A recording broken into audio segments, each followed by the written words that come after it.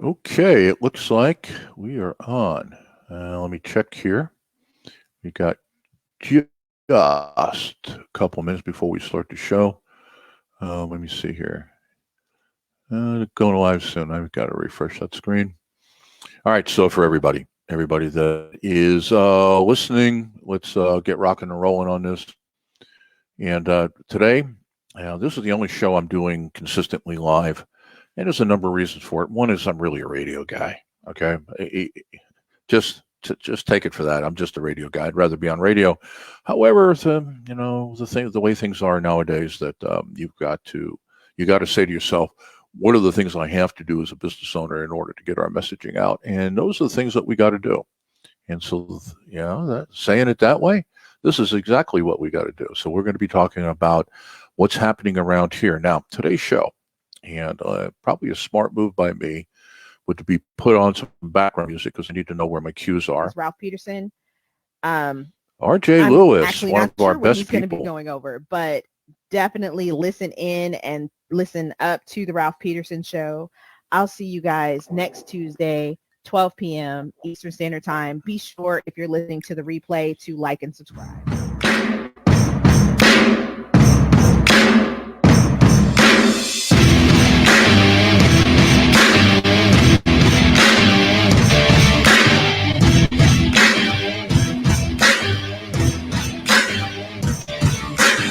All right, so for everybody, that is R.J. Lewis, and she was on her show last season. She's on for a couple of seasons.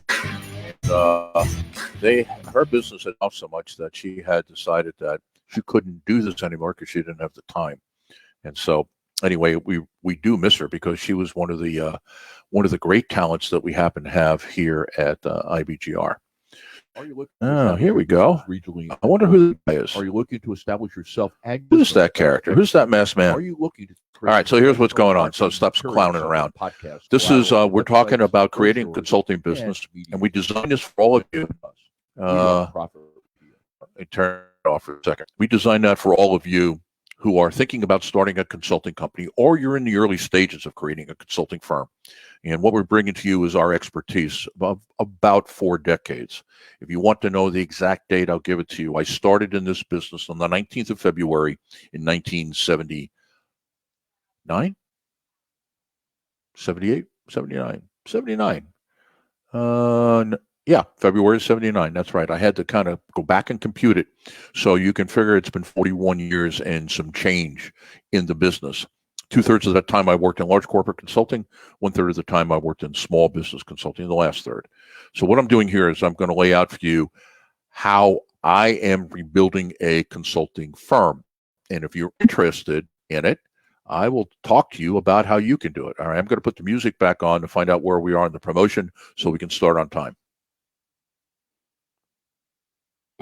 Check your Alexa for the StartupRad.io skill as well.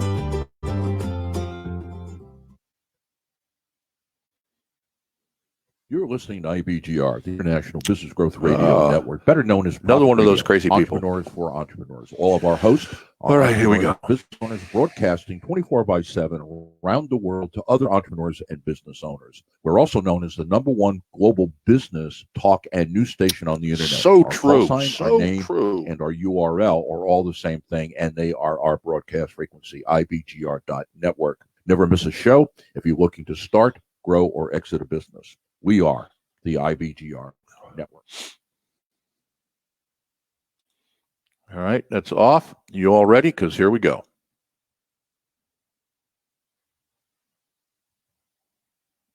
Well, whenever it does decide to go. You are listening to IBGR, the International Business Growth Radio Network. My name is William Eastman. I am the host for today's show. And today is a fun day here. It's Tuesday here on the East Coast of the United States. In fact, we're broadcasting live.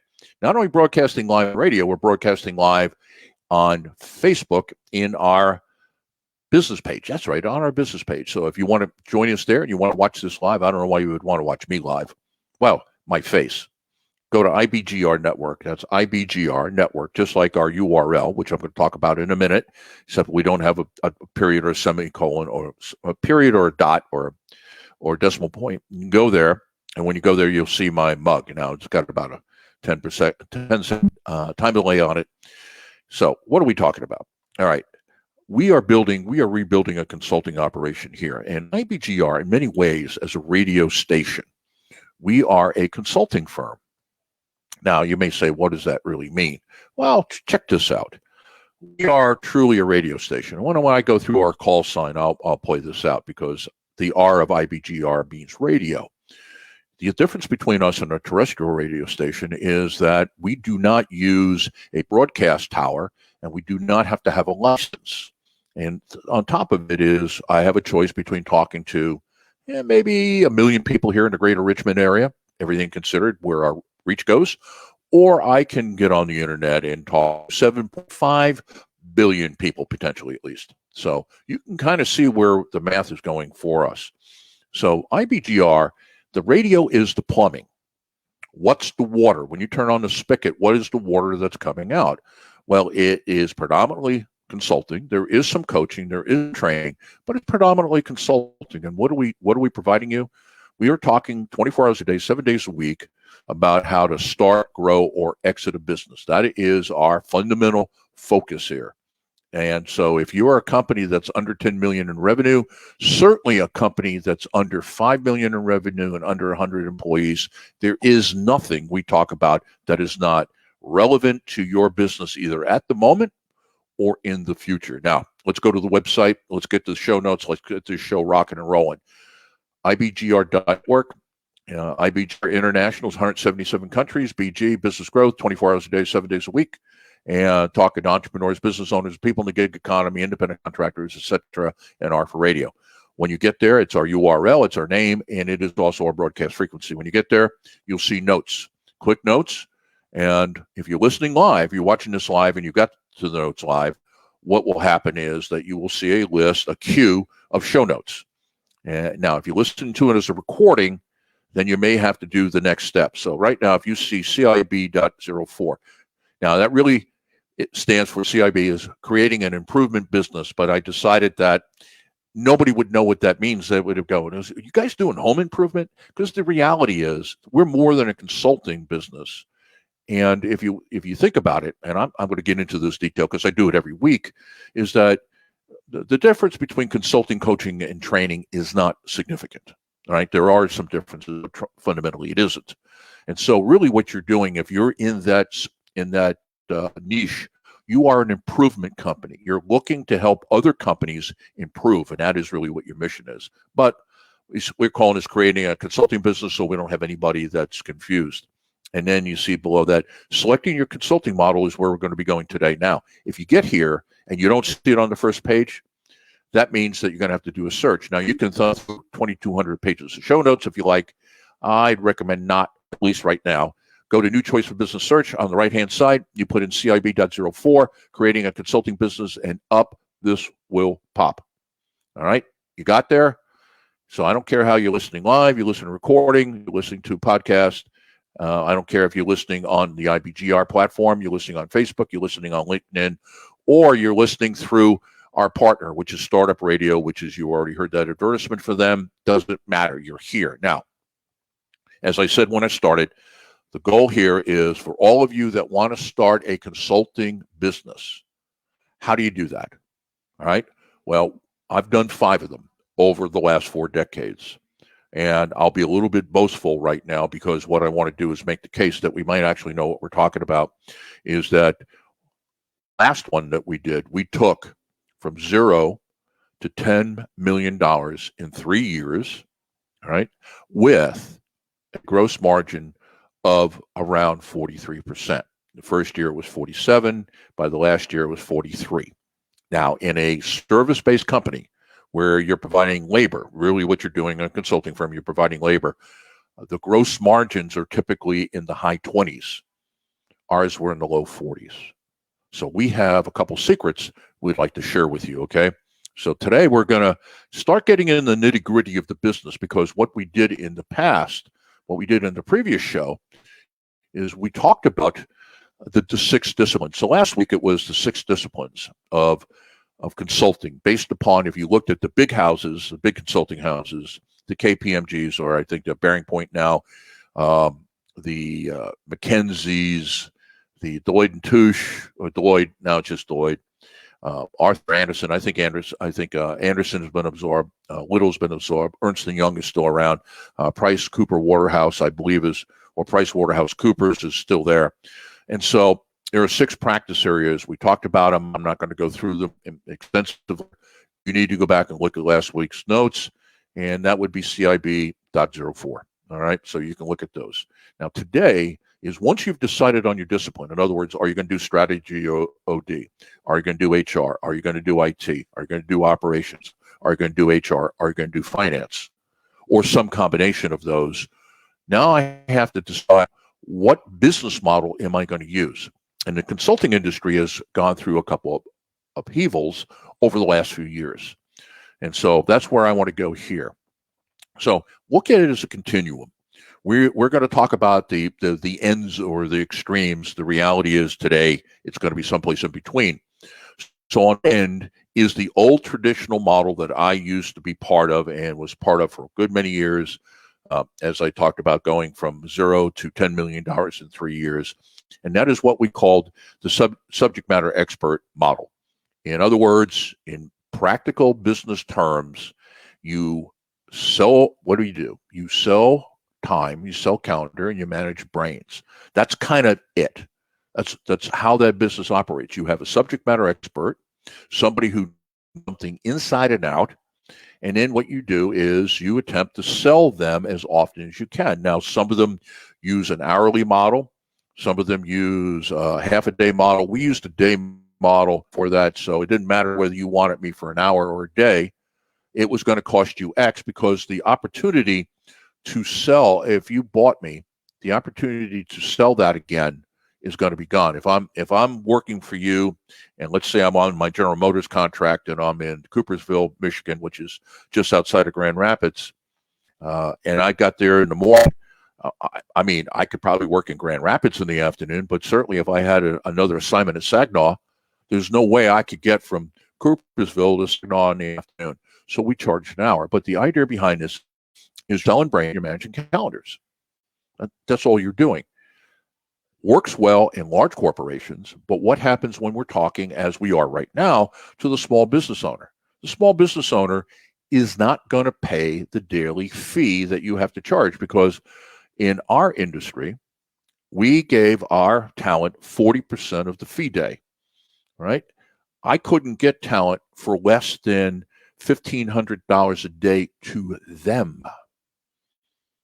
And that was if we did a volume sale. So you very quickly, what you can see is that you're selling days at $2,500, $2,750. Sometimes you're getting $3,000. That's what you got to sell the day at in order to afford the talent, because the problems that you encountered needed somebody who had that expertise, and you weren't going to get that expertise cheaper. If you got somebody that was charging $500 for their debt, they were suspect. In other words, you're going, well, they any good? I mean, why are they underpricing themselves?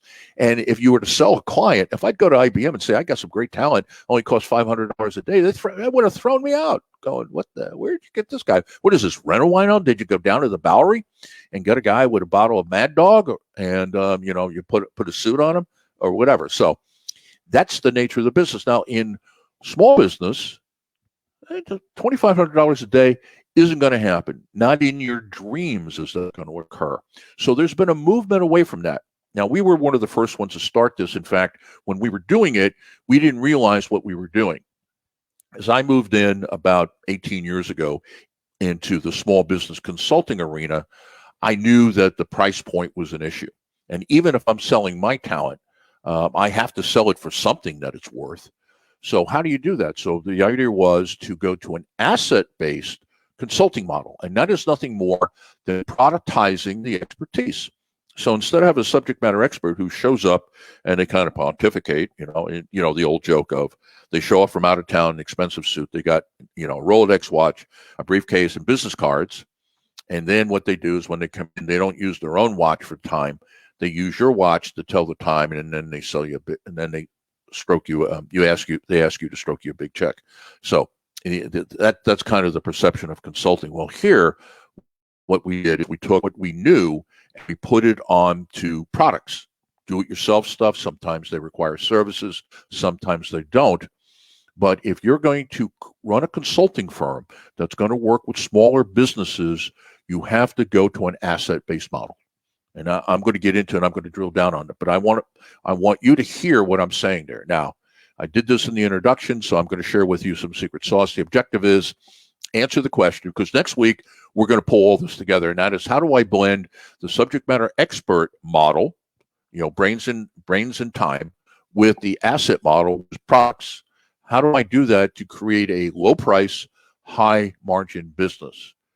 It is more difficult, less difficult, I should say, than it sounds. It's not easy to do, but on the other hand, it's not that terribly difficult. So now, what do you need to know? Well, let's do a quick review and kind of drill down on the conversation that we were just having. Okay, new versus old consulting models.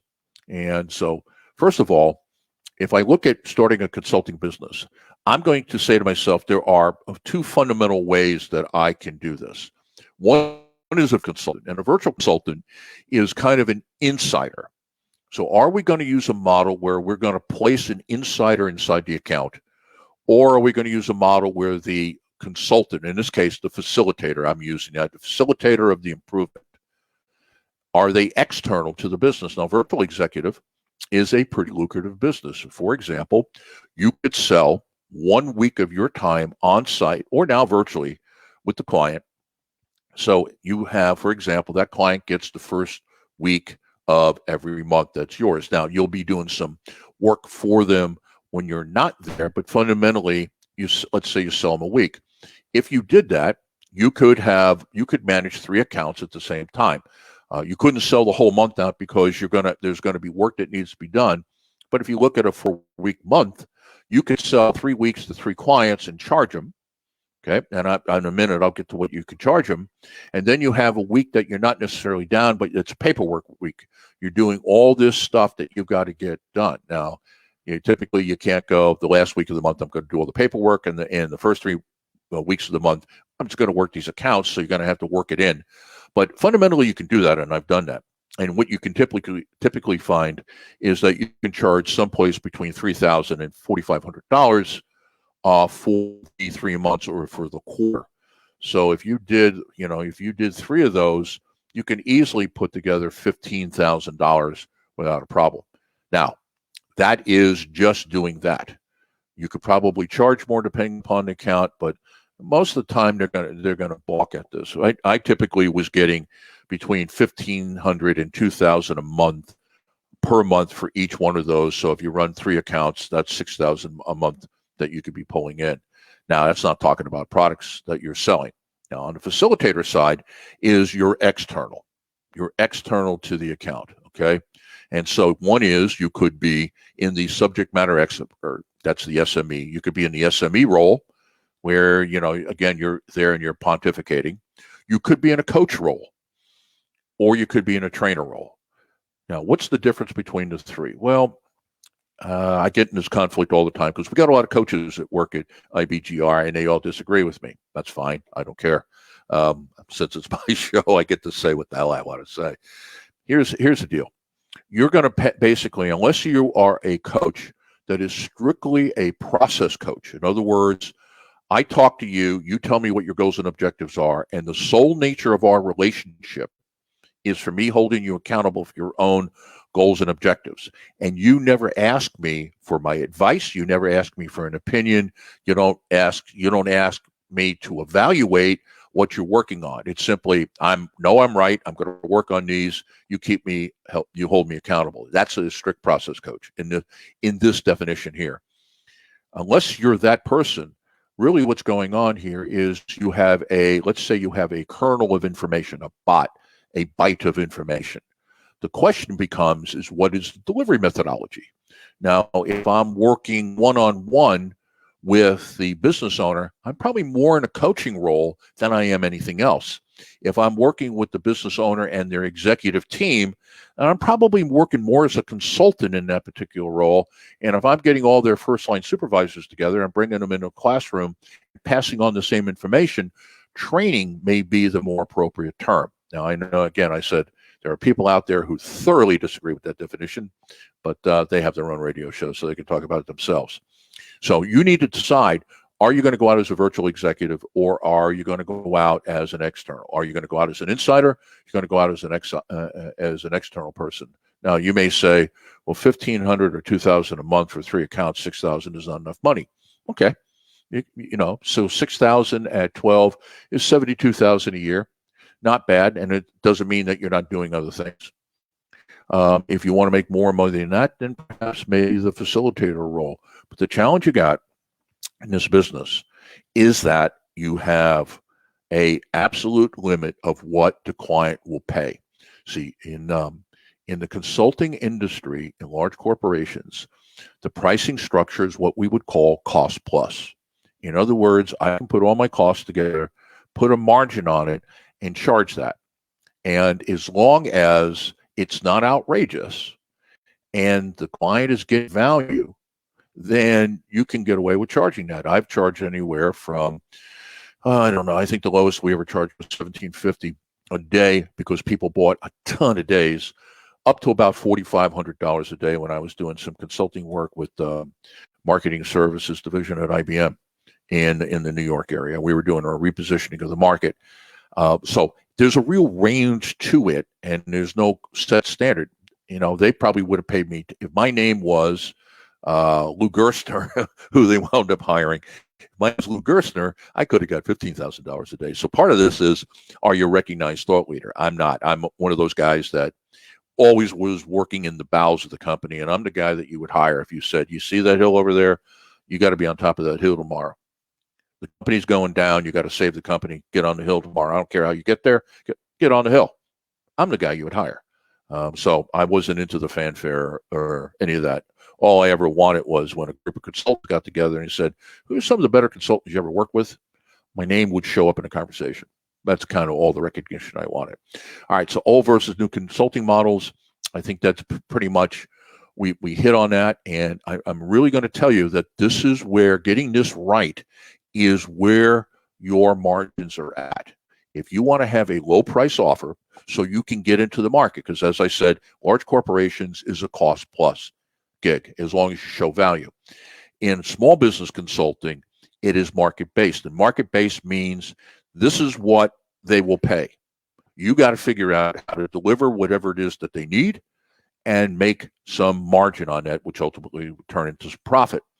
You have to figure it out. So in small business, you work backwards from, if I can only charge X number of dollars an hour, X number of dollars a day, how do I build a viable business that's worth doing? Because there's a tremendous number of small business owners out there who really could use what you have to offer.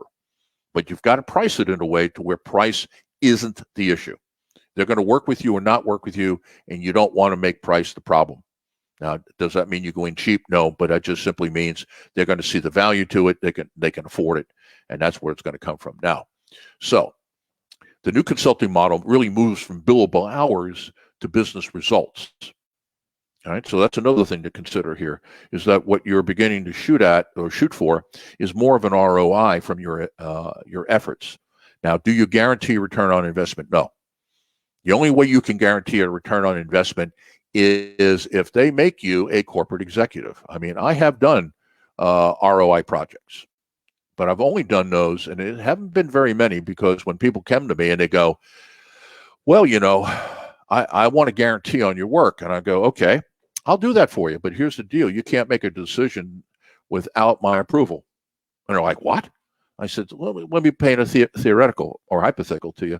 And that is, you're going to make a bonehead decision that is going to hurt the company and is going to destroy the project. And you're going to hold me accountable for the bonehead decision? Now, I know I say it nicer than that, but fundamentally, that's the deal. And so very few business owners or executives. In fact, this first time I had this conversation was not with a small business owner. This was in the HR division in a major discount retailer, and they were about to fork over $500,000 to us for a 1-year effort on customer service and improving the customer's perception of their stores because they were getting their lunch eaten by their major competitor, and they wanted a ROI on this. And I just said, only if you make me president of the company will I accept an ROI project, because I don't control what you guys do. And what a really smart move that was by me, I can tell you right now, because what would have happened is we would have got hammered because the way that they ran the company. That's a great story sometime. And they're still in business, but barely. All right, so now let's talk a little bit more about this, okay? Now, one of the reasons, one of the challenges you got here, I'm going down to the third paragraph. One of the reasons that most consulting firms are reluctant to make the shift is exposing their proprietary black box. All right, so let's stop there. A lot of consulting businesses have come up with proprietary processes. They've got assessments, surveys, methodologies that you use. And I don't want to downplay it, because a lot of those things are important. But in the world that we're in right now in small business consulting, you can't afford that. Because McKinsey's answer would be, if you said, well, tell me how you do it. You know, it's basically you're asking, can I look in the black box, please? You know what they'll say? Pay us and we'll show it to you. Okay, it's kind of like where the U.S. Congress is in the United States right now. You want to know what's in a bill? Pass it. So you get to find out what's in there. And so what you've got to do is you've got to get out of that mode. Now, here's what I found that was very effective, because, again, we're a boutique. At the time, we were a boutique firm. We didn't have any clients. Each one of the principals in this firm had track record as consultants. Yeah, so we had track records to build on, but none in this company. And so what we did is exactly the opposite. We gave the client the black box. We said, okay, if you're going to do this, let me show you how to do this yourself. And we would lay this out, and it would be maybe 8-9 pages of, and I'm talking pretty damn thorough, this step, this step, this step, and then you do this, and then you do that. And what happened with that is, one, I could say, you have to pay those guys $250,000 a month to look at it. There it is. We haven't even closed the deal with you, and I'm going to show you the book. And they'd go through it, and here's one of two things would happen, or both things would happen. They would look at it and say, we do not have the expertise to execute this. Or we have the expertise, but we don't have any idle bodies. I mean, this is time consuming. This is not going to be a simple thing to do. Or they may say it's both of those. We don't have the brains or the hands to pull this off. And so one of the things you got to do is you got to get out of this business of, especially if you're a large corporate consultant and you're escaping to do small business, you got to get out of the black box syndrome. You got to get out of the voodoo. And what you got to do, or special sauce, is you got to say, I'm going to be totally transparent with my clients. Absolutely, completely, and totally transparent. I'm going to show them how to do it. If they can, I'll be polite about it, if they can borrow the process and do it themselves, good for them. Here's what I know. 1%, maybe. In all the years, I've never seen anybody borrow our stuff and do it better than we did it, to where they were satisfied with the end result. Okay. Now, competing consulting firms, perhaps, but even there, I think that then you get into the nature of who are your consultants, what is your focus on quality, your commitment to the work contract, things of that nature also will make a difference.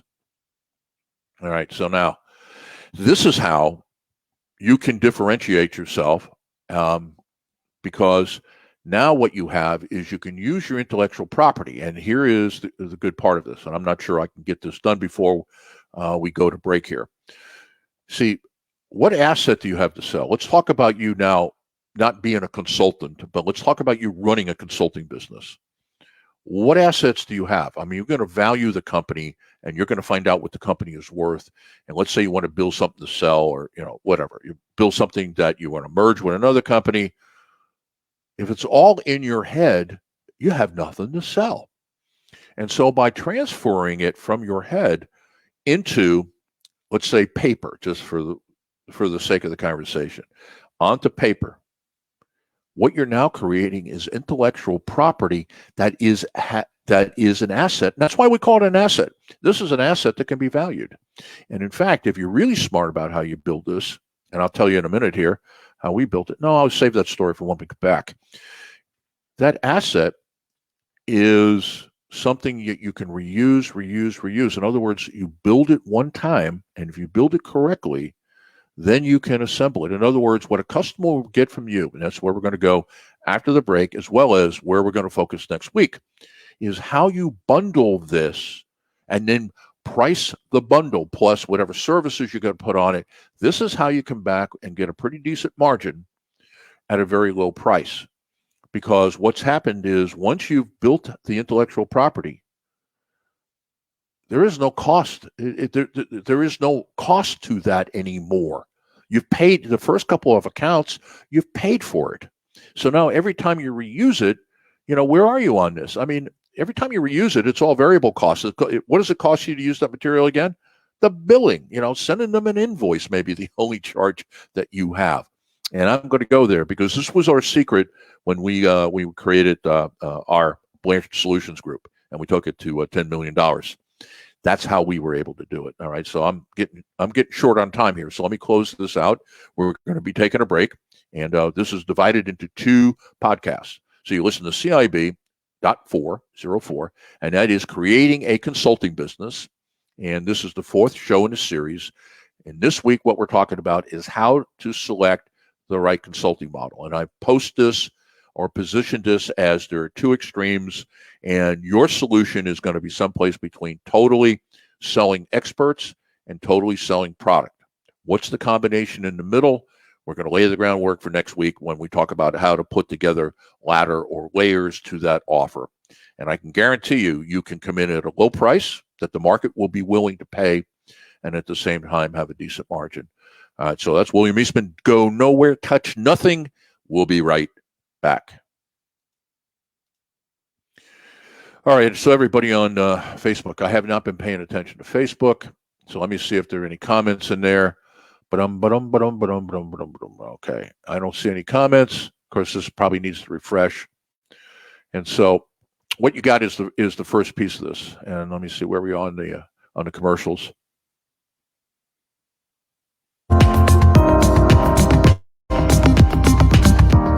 All right, we'll be on the first commercial.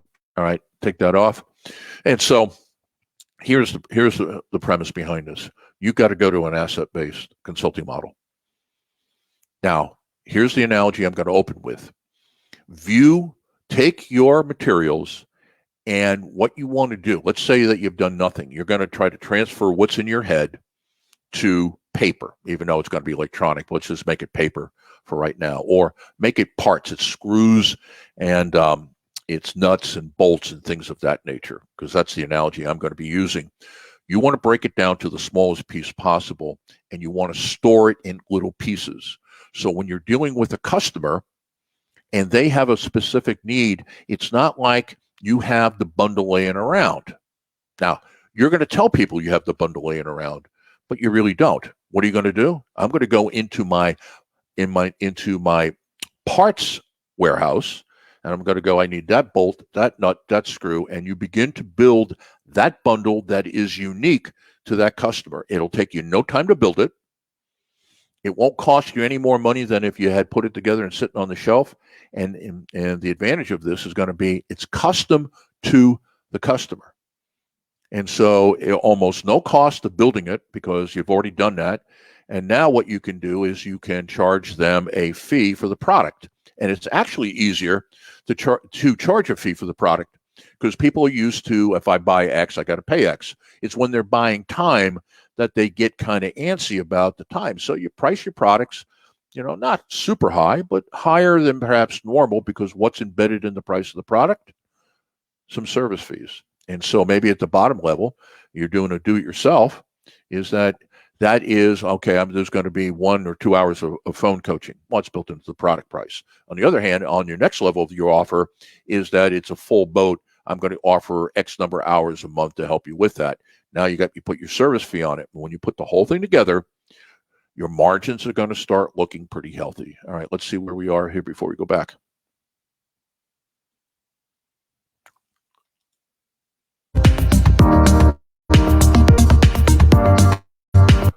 Oh, well, it appears I should have been back. Okay, so let's do it. And we're back. You're listening to IBGR, the International Business Growth Radio Network. My name is William Eastman. I am the host for today's show. Now, the series is about creating a consulting business. And who am I talking to? I'm talking to everybody out there, every one of you. I'm pointing at you right now in the camera. Every one of you who is thinking about starting a consulting firm. And even if you've started one, I think I have some insights that you might want to borrow. I would say steal, but that would sound unethical. So you have my permission to borrow my brain here. And what we're doing is we're taking 13 weeks to break down how we are restarting a consulting firm, because in some form or fashion, IBGR is a consulting company. If you think about what we do here, we are International Business Growth Radio. International, 177 countries. Business growth. What do we talk about? We talk about starting, growing, or exiting a business. Who are we talking to? Business owners, entrepreneurs, people in the gig economy, solopreneurs, anybody who is independently employed. That's who we're talking to. Who's talking to them? People like us, people like you. We've got entrepreneurs, we got business owners. Most of the people here are serial entrepreneurs. And what they're going to do with you is they're going to share with you what they have learned. Well, what is that? Well, that's pretty much a consulting company. All right. So we are restarting the consulting business. Now, when I started this was the last thing I wanted to do. I got sick of consulting because I got sick of telling people, well, not telling them, offering advice, saying, okay, here's your options. Here's the pros and cons of the options. Pick one. And then customers not following through and then coming back to you and going, your stuff doesn't work. And of course, if you're feeling really froggy at the moment, you can say, no kidding, Sherlock, because you don't make it work. But of course, that won't endear you to anybody. So I decided I was going to run a business. So anyway, long story. Here I am back. All right, so go to the website, ibgr.network. That's ibgr dot or period or decimal point network. That's our URL. That is our broadcast frequency. It's our name. It's our call sign. When you get there, go to notes on the navigation bar, a little bit right of center, click notes, open it up. And what you're looking for is CIB.04. And this is creating a consulting business. Really, the I in there is really creating an improvement business, but because that's really what we're doing. But if I called it that, then you would think that this is home improvement or something like that, which I don't do that type of stuff. Car mechanic, I'm a gearhead, but you want me to do carpentry work? It's not that I can't. I'm not going to do it because I have no interest in it. Okay. Now, the show that we're doing is selecting your consulting model. And our conversation has been, there's a range from, on one side, old traditional large corporate consulting. You're selling experts, right? So you're selling brains and managing calendars. That's kind of what you're doing. Or on the other side, it's all asset-based, and that you're turning everything you know into do-it-yourself products and services. And the question is, where are you going to be on that continuum? Now, if you want to watch me, I don't know why you would want to watch me, but I'll put the plug in. We're on Facebook. So we're on our Facebook page right now. We're live. I can't stand to look at myself, so I'm not looking at myself. Also, it's a delay.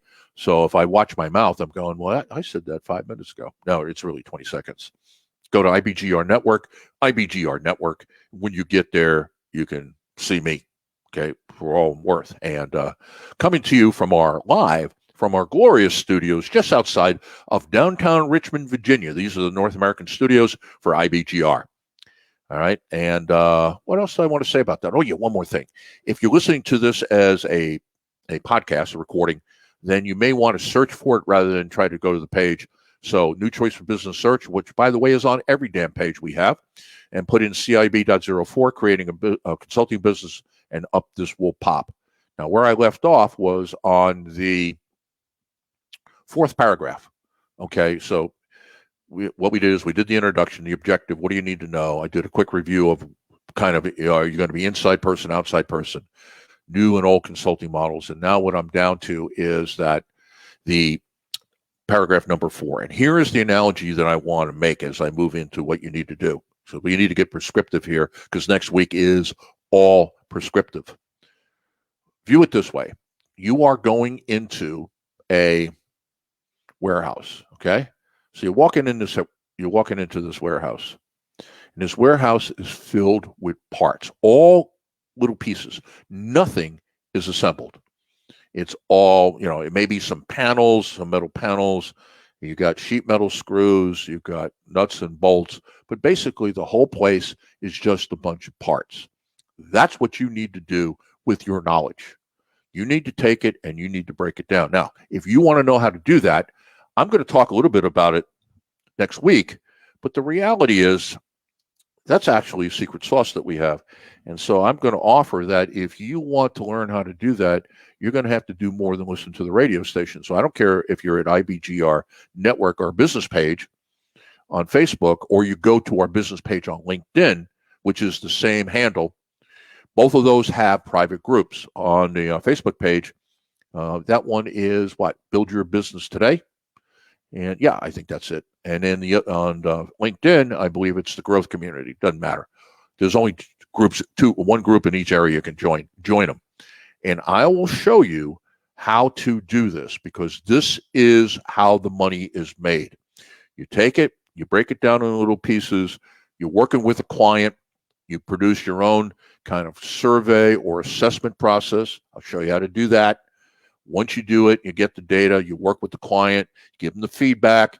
They agree that how you see the situation, number one, is the current situation they agree to. Number two is you identify what the gaps are. All right. And they're going, yep, those are the gaps. And number three, you have to come up with a solution that's going to close the gap. You go to the warehouse and you start pulling parts down. You go, okay, pull down that box over there and pull that one down. That box over there, pull that one down. And what you begin to do is you begin to customize or build a custom one-off solution for this customer. And unlike other one-off custom solutions that cost you a lot more money, this doesn't cost you any more to make than anything else. Why? Because you've got a structured process of how to do it. And what it comes down to is how the data is parsed. How have you disaggregated what you know into little pieces? If you don't know what we know, that's going to be harder to do. Now, of course, you can pull it off. Of course you can. I'm not going to claim that it's rocket science, but I am going to claim that I could save you a lot of work. And so if you go into either one of our groups, I'll tell you how to do that. Now, where is that going to get you? Well, it's going to get you down to kind of the final piece here before we talk about what do you need to do. And that is this. I know that I am in a price-sensitive market if I'm consulting the small businesses. The owners don't have the money to spend and aren't going to spend the money if they have the money to spend.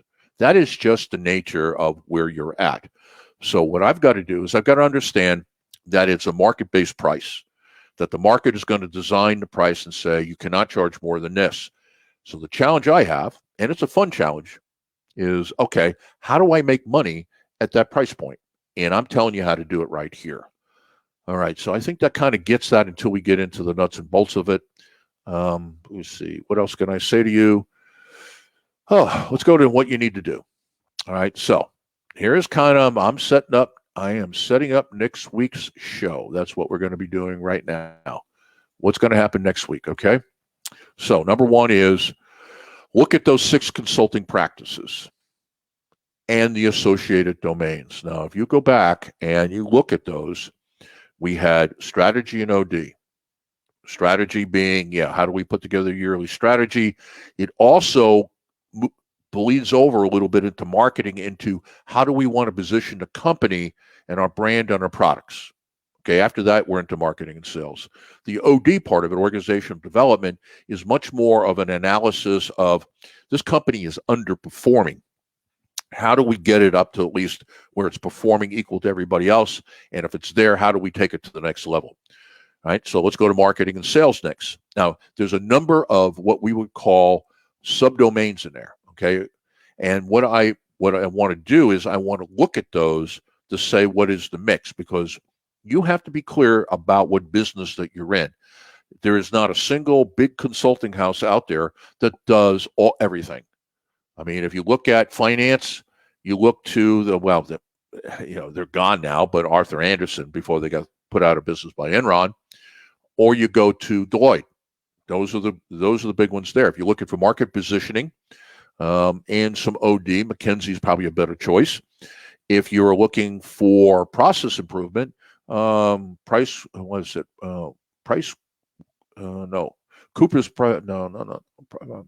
Coopers Waterman.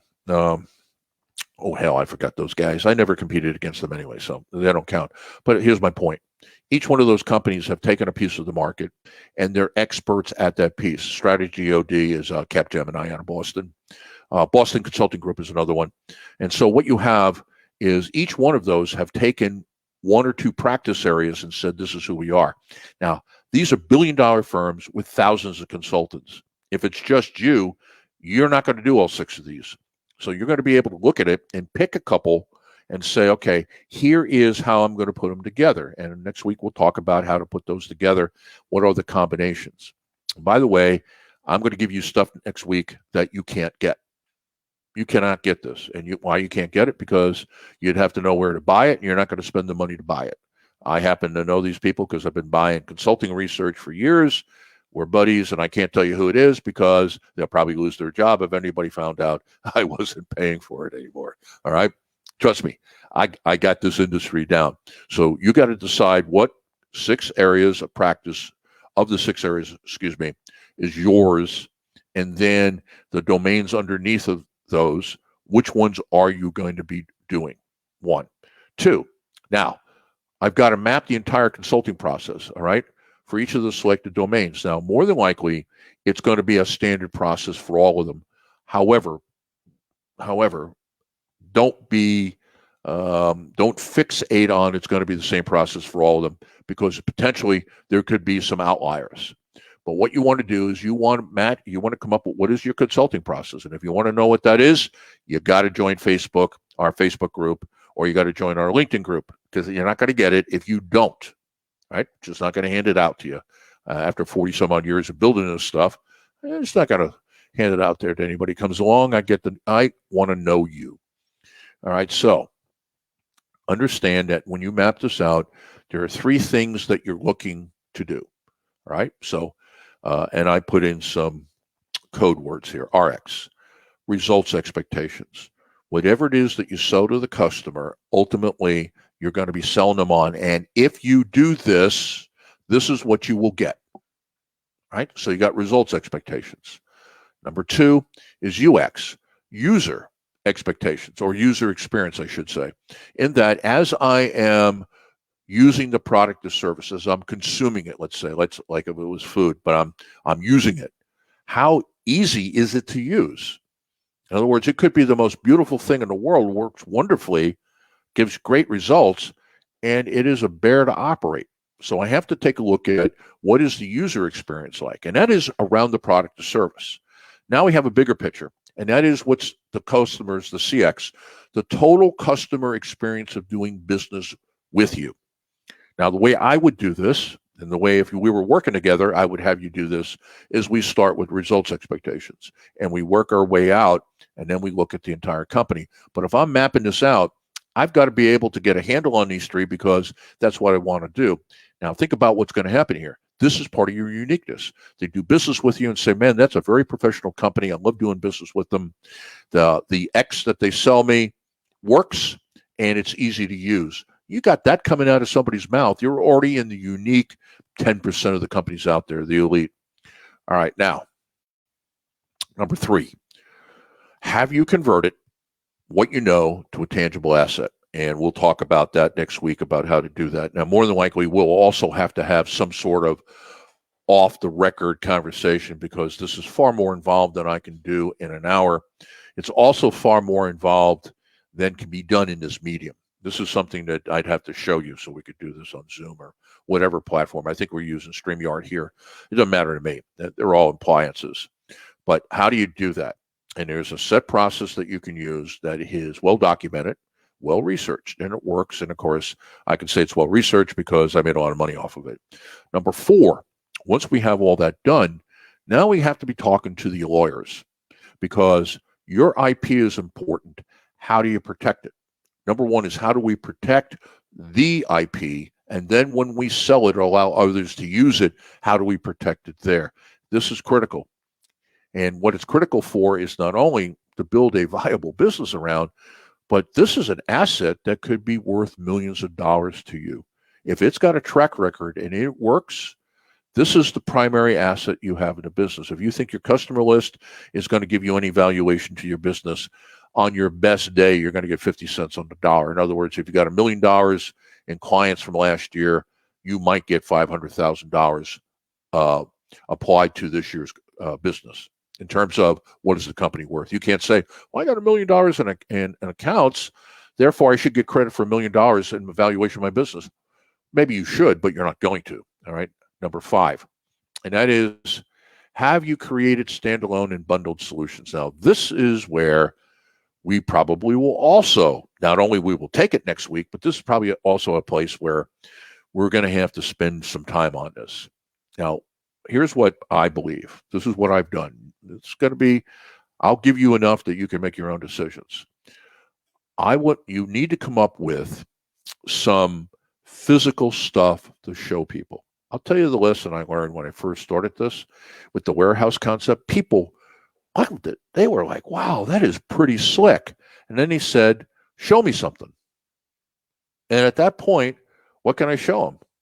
Well, number one, there isn't a warehouse with parts in it, so to speak. There is. It's called a hard drive. I couldn't show them the hard drive. Well, what does the products look like? Well, I really can't show that. And so even though you have this ability to build anything for anybody in a short period of time and have a good margin on it, doesn't help. Most people don't get it. I'll tell you right now, I'll give you a good example of how number 5 will impact you, because it impacts us all the time. I have conversations with people, and I'm working predominantly in a sales role right now for the firm, for the network. And it seems to be that people, when you put internet and radio together, can't comprehend what that means. In other words, it's simple for me. Of course, I've worked in radio a little bit, but what's difficult about, I'm not going to use a broadcast tower. I'm going to use the cable coming into my studio as my broadcast tower. To me, that's not too difficult. I mean, pretty simple.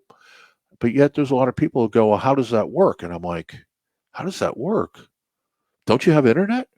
It's even worse. I mean, if you come to our website, well, obviously, if you come to our website because you're reading our stuff, what you'll notice is that we have a button on every page. And yet I've had people come in and go, well, how do I listen to you? Now, there is a start button on every damn page. Now, I'm not saying that people are stupid. But here's what I'm saying, is that a vast majority of people are so literal that if you don't show them a tangible, they're not going to grasp what you're saying. You can bemoan it all day. You can say, hey, that's pretty stupid. You can say all those words. I'd be in total agreement. Doesn't solve a damn thing. The deal is, what I have to do is build me a standalone, build me a couple bundles, so I can go, okay, here is the basic product mix. So you have 2 or 3 products that you put together and say, this is the basic. This may not be what you get, but this is our basic piece here. And that if we take, let's say it's a notebook. This may be a good way of doing it. You got 3 notebooks, right? Or you bring 4 notebooks to the meeting. 3 of them are filled and 1 is empty. Each notebook has a different set of knowledge areas in it. And you say, okay, here's bundle 1. Here is solution 1. Here's solution 2. Here's solution 3. They're all generic. Now, when I work with you and we get in a conversation and you say you need this, this, and this, here's what I do. Open up one of the notebooks and take out 1 chapter and put it into the one that has nothing in it. Then you go to the second one, you pull out the 3rd chapter and put it in. Then you go to the 3rd one, and maybe you pull 2 chapters out and you put it together and say, that's how it works. They will get that. And in fact, they'll get kind of enthused going, you mean I can have whatever I want? And you say, yeah, within reason. If we have it, we can do it. This is the way our process works. As a matter of fact, our stuff is not even in a chapter. It's broken down into knowledge pieces. You see that paragraph right there? That's a knowledge piece. And now you see I'm giving you the secret sauce here. That's a knowledge piece. So this is hooked to objectives.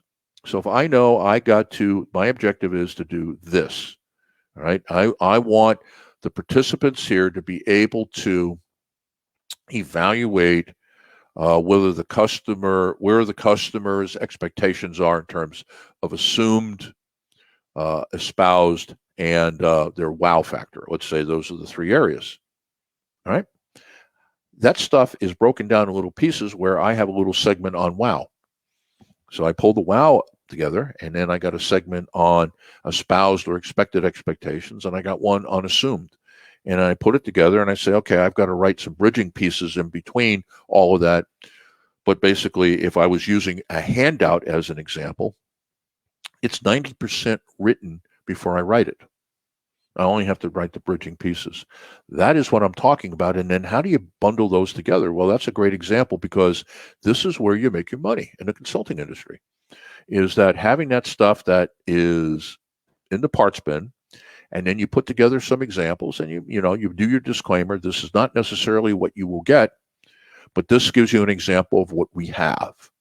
And if you don't do this, there's going to be a lot of customers who just cannot visualize, I have this huge inventory of parts, knowledge, and I can assemble anything that we need to have assembled. All right. Now, number 5, have you created a sales ladder for each of the IP solutions? A topic that we're going to take not just next week, but we're going to probably come back to a couple times, because again, it's one of those that you just can't do in this medium in 48 minutes, which I basically have as broadcast time.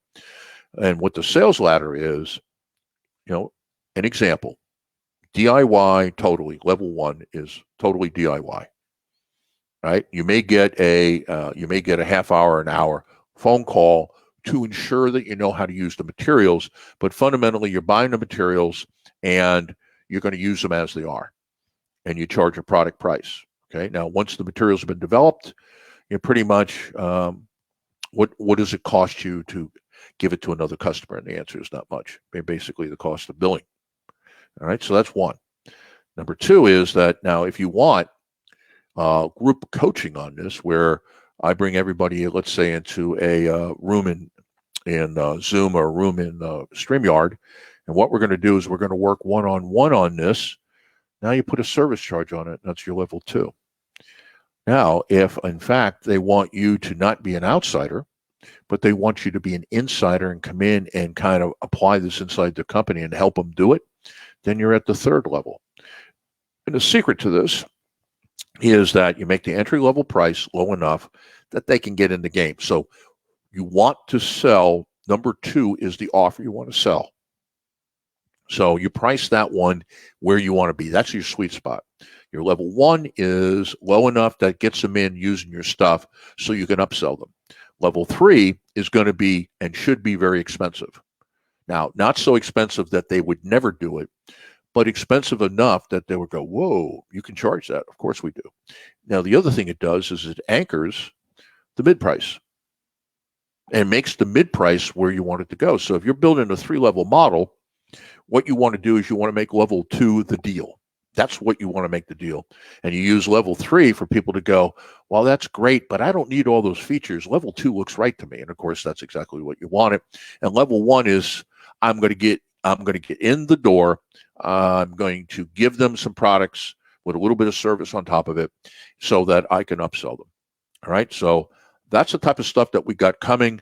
But what you have to do is you have to look at your practice areas and the subdomains and say, okay, this is what we're going to do. All right. Number 1. And number 2 is, what is it that I know and how do I transfer that into a medium that is going to be very easy for me to break down and put back together, disaggregate and aggregate, or break into pieces and bundle. Then number 3, what I'm going to do is I'm going to make sure that once I got it there, I'm going to talk to a lawyer about how I get this patented or how I protect my intellectual property. So not only can I protect myself from being ripped off, but also without that IP copyright or some sort of trademarking on it, it has no asset value because I haven't protected. What's my defensibility is what the question you'll be asked. All right. Then what I'm going to do is say, okay, now we know enough about our clients or the industry that we're in. What's typically of the things that they're going to ask for, and we put those together. And then number 6 is that we make sure that those bundles represent different levels. So I would have, if you have a 3-level model, I would have an example of each one of those levels. So you go to a meeting, you got 3 examples, you show them how you work with those, and you talk about what the pricing is, and you've done some really credible work. Now it's all about whether or not you can close the gap with them as a salesperson, but then you're in the mode that all salespeople are in. All right, so let me get down to the bottom here. If you want any of this, you're not going to get it from me unless you go into Facebook or LinkedIn. So go to Facebook, IBGR Network, just like our URL without decimal point or period, or go to LinkedIn, same thing, IBGR Network, and there are groups right there. Join them. Build Your Business Today is one group, and that's the Facebook group. The LinkedIn group is the IBGR Growth Community. Go in there and join that group. If you do that, I will help you get this set up. Now, the next thing here on there is our mobile app. And we built an app where, and I like the alliteration on this, is that in the palm of your hand, because it's mobile device, solutions on demand, everything that you need. For example, if you want help building a consulting company, you can be talking to me through your phone. We have an app that you and I can dialogue on, and maybe we can do most of it there, or maybe we got to pick up the phone or do something else. But you can access our talent, our show notes, our podcast. You can search your database. In other words, everything that we do is accessible to you. So whether it's Apple or Android, and what you got to do is if you want to go to the Apple Store or you go to Google Play, put in IBGR or Business Growth Radio, it'll come up, install it on your phone. And then the last one is we're doing an assessment on entrepreneurialism. We did a show yesterday on entrepreneurialism, and that's one of the other things that we're building right now. And so if you would like to do this, I'm going to have another assessment about your competencies, not as an entrepreneur, but as a consultant. So this is the first half. Click that. It'll take you Google form. If you fill it out, it won't take you very long. It's not going to ask you any private questions other than, I think, your email address. And of course it would, because how do I send you the results? But do that. And then next week, what we're going to have is we're going to have one for consulting up, so you get a sense for where do you stand on the whole thing. All right. So with that, I greatly appreciate whether you've been listening to me live, watching this on Facebook. My name is William Eastman. I am the host for the show. This is show CIB.04, which that code is just so you can find stuff. This is Creating a Consulting Business is the series, all 13 weeks of it. The .04 is this is the fourth show in the series. Selecting your consulting model. Go nowhere. We'll be back.